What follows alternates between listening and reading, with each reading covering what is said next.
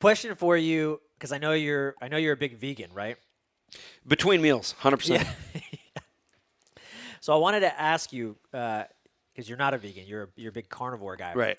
So I was reading David Sinclair's book. He's the big NAD longevity. His book is called Lifespan. Yeah, really muscular guy. And if you don't know, I'm Dr. kidding. He's John like a Jaquish twig. is being Yeah. very sarcastic. Yeah. So he wrote this in the book, and this was again, his book's called Lifespan. It's all about living longer, blah, blah, blah. So he wrote this: meat is murder on our bodies. Study after study has demonstrated that heavily animal-based diets are associated with high cardiovascular mortality and cancer risk. Processed red meats are especially bad. Red meat contains carnitine, which gut bacteria convert to trimethylene anoxide, or TMAO, a chemical that is suspected of causing heart disease. Yeah. That's never been proven.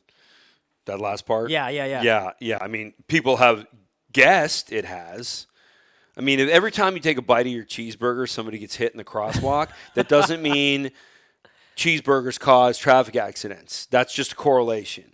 So most of the research that he's basing those statements on has been disproven for 20 years. Wow. High levels of LDL, and I talked about this earlier, are associated with longer life. So the higher your cholesterol is, meaning the more saturated fats you have, the longer you're going to live. So all that stuff we were told when we were kids, total BS. Yeah. And the two greatest drivers of long life that are not argued with at all, and this is where I really came down to, because I said if I keep stripping layers away, because when I wanted to recommend a nutrition program for X3, I really didn't have a bias.